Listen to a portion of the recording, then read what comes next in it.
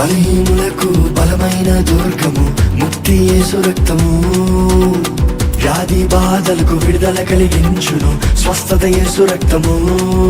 శాంతికి స్థావరం శ్రీ యేసు రక్తం.